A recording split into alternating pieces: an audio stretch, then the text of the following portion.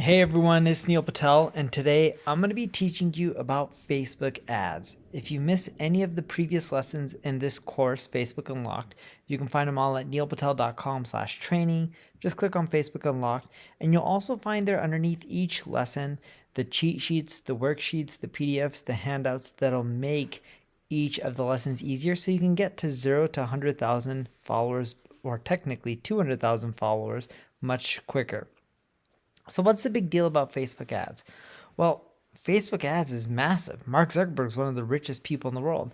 Not because, people like him or hate him, neither really of those matter. It's more so he's successful and rich because there's all these people on Facebook and you can leverage ads to reach those people and it drives tons of revenue.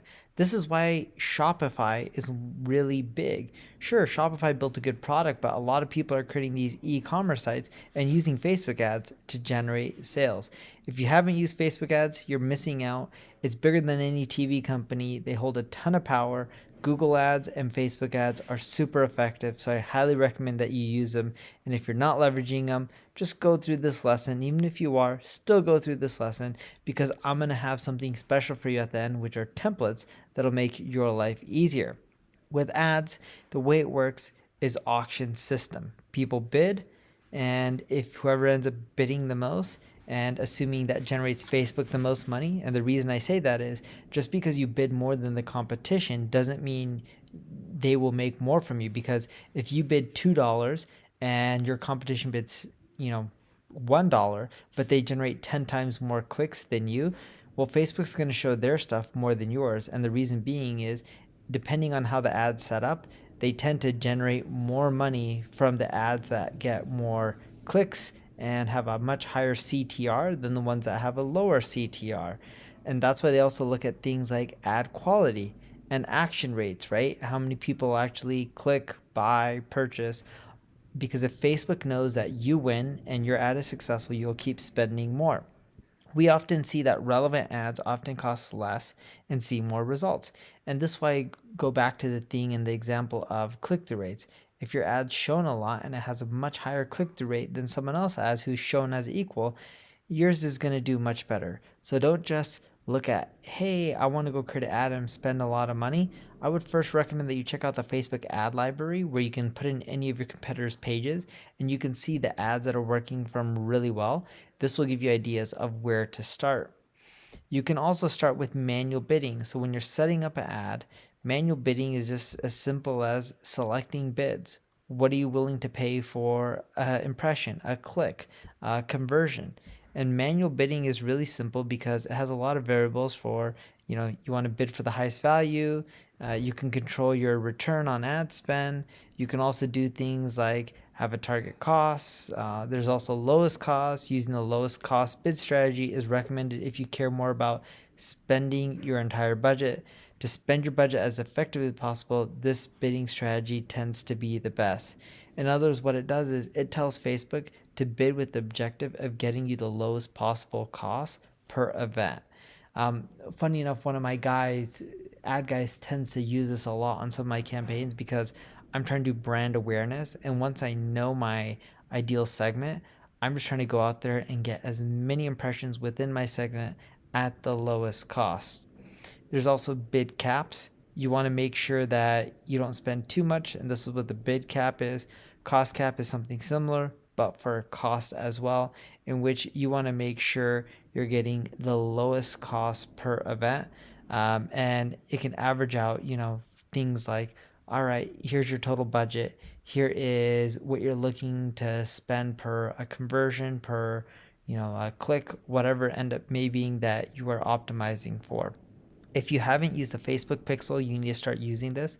This will help Facebook determine when you have conversions and when you don't.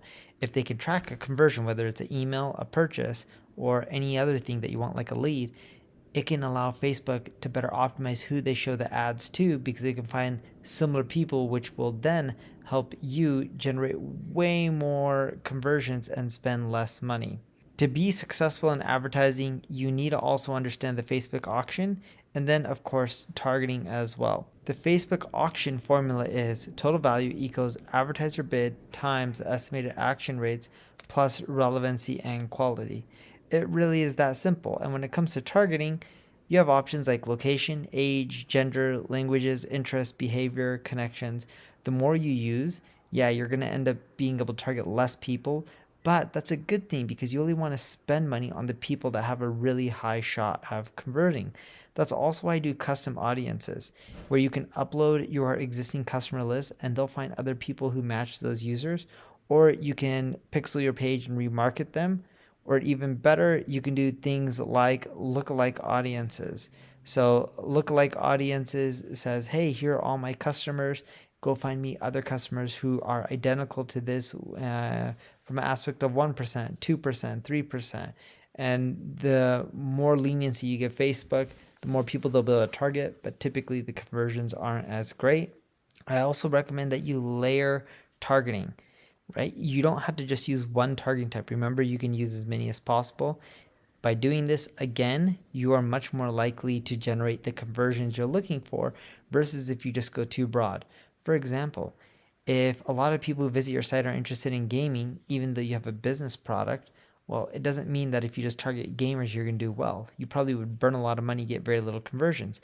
You need to layer all these things on top of each other to maximize your sales. And you're going to get these sales through images or videos, or in other words, any ad type. And I want to go over a few of the ad types. Image ratios tend to be 1.91 by 1 to 4 to 5. Upload the highest resolution images available because people don't want to see blurry ones. And images that consist of more than 20% text may be reduced deliverability. So try to keep your text a max of 125 characters. Too much text, they'll even warn you and give you notice on Facebook saying it may not perform as well. There's also an instant experience. Instant experience is a full screen post-click experience. People can see entertaining videos and photographs in an instant experience. They swipe through carousels, complete a form, access items easily, and it's just an easy way to convert people. With instant experiences, you may find that the conversion rates to a full close may not always be as great as you want, but it's worth testing. Also try out a collection. A collection is an experience that involves a cover image or a video followed by several images of a product.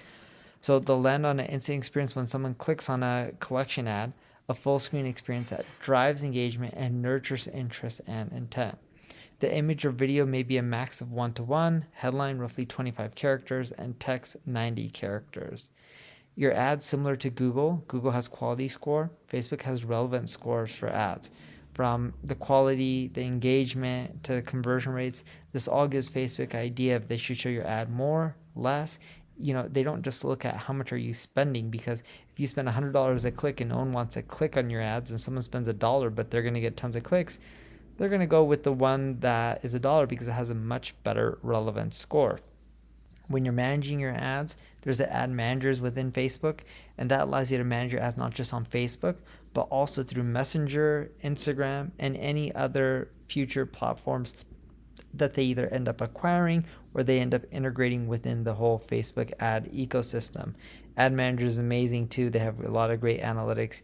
If you haven't, make sure you check it out. When you're setting all this up, choose the right bidding strategy. There's so many options. You can automate it. You can do it manual. What I recommend is whatever you decide to take, make sure you have conversion tracking set in place, because if you don't have conversion tracking set in place, you won't be able to optimize your bidding. Instead, you'll just be playing a guessing game.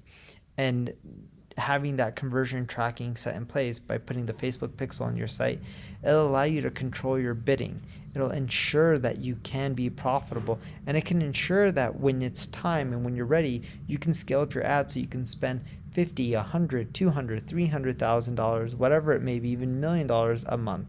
And that's why it's super important for conversion tracking, because I've seen so many businesses not knowing their metrics, and they just start going and bidding. Next thing you know, they spend all this money, literally hundreds and thousands. They think they're doing well, and all of a sudden it hits them that they're starting to lose money. And even when you set things up correctly and things could be working, you also find that as you scale, sometimes the metrics just get out of whack and they're not profitable anymore, which is why you need to keep optimizing your budget, optimizing your spend, optimizing your ad, making sure you don't have fatigue. If your frequency of your ads starts getting well above one, like 2, 3, that means people are seeing your ads too frequently and your cost is just going to skyrocket through the roof. Again, I can't emphasize this enough. It's one of the biggest mistakes we see at our ad agency, Neil Patel Digital. Just too many people aren't tracking conversions, and tracking them will help make things much better in the long run. So some best practices for you for aspect ratios for image ads on Facebook. A lot of people are using smartphones. Think of it this way: Facebook generates more revenue from smartphones and mobile phones than they do from desktop computers. So pick formats that fit both desktop and mobile devices, and that's very, very important. So I recommend, if you're doing feed placements, using a square of 1-to-1 images, and for vertical videos, go 4-to-5.